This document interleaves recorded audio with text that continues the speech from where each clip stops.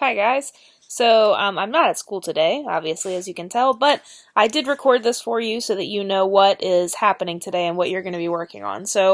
Number 1 and 2 here are to finish your personal logo and turn it in to hand in when you're finished, and then to complete your rubric and reflection form for personal logo. So if that is what you are working on, go for it. You know exactly what to do, and when you have completed that and you've turned it in, then you can start thinking about moving on to 3 and 4 here, which is typography. This little slide is also in Classroom just by itself so that you can read it and keep track of where you are and move along with your tasks for the day.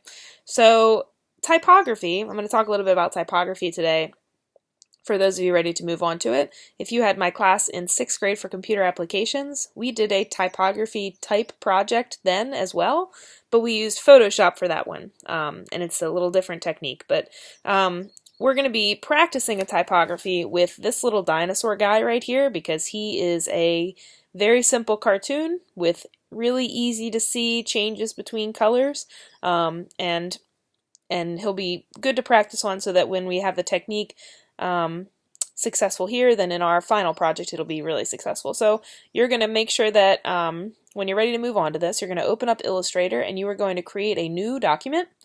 You're going to call it your last name underscore Dino Typo.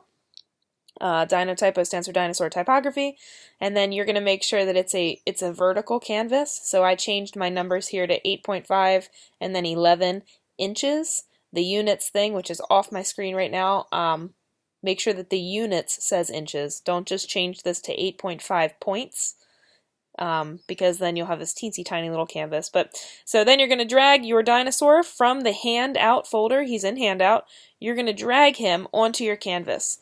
And I'll talk more about what to do there. But as far as what typography is the artistic use of words in an artwork of some sort. So that's kind of vague because there's a lot of different ways to demonstrate typography. Sometimes typography could just be posters that you see that use words in a really beautiful, artistic, aesthetic way.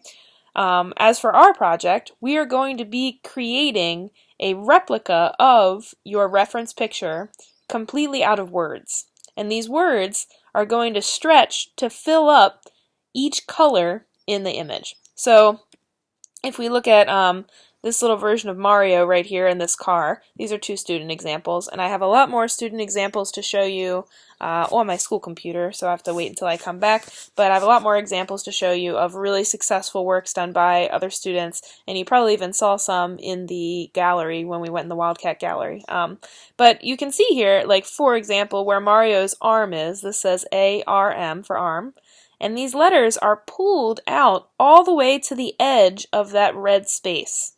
And then they've been colored the same color as Mario's arm. And the same goes, like here's Yoshi on his nose, and it even says N-O-S-E, nose. And all the letters there have been pulled out all the way carefully to the edge of that color, so that when the picture is removed, the words still look like that part of Yoshi's face. So the technique of this is really important. If it's done not very carefully, the final product won't look like the picture. And that's what we want, is for it to look like the picture that we're using, the reference picture. So the technique's really important. So our important things for us to be learning here is how to pair an image with text in a meaningful way. So making sure that the words that you're using have some sort of an influence on the picture. They could be descriptive words, they could be a quote about the picture or from the picture. I had a lot of students last semester choose to do a picture of something either from Disney or from something that's relating to a song, and then had the song lyrics going over it.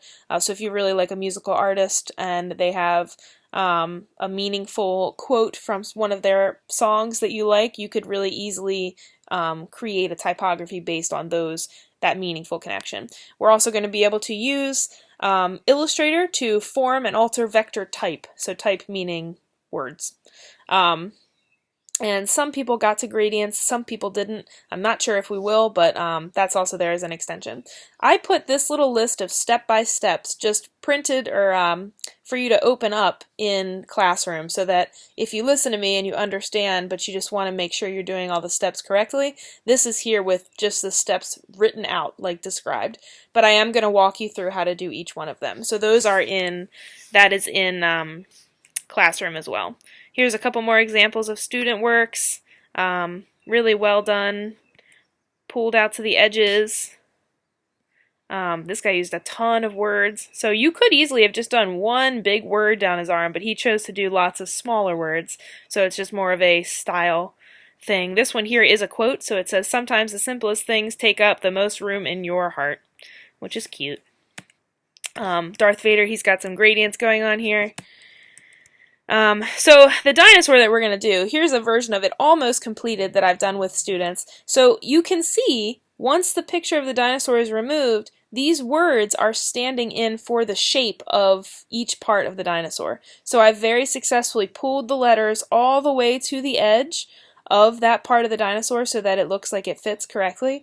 If you don't, and you're not pulling them successfully, it will not look like the final picture when you remove the reference. So that's why we're going to learn about how to do that. And in my second video, I'm going to give you exact steps on what to do and how to pull those letters so that they fit.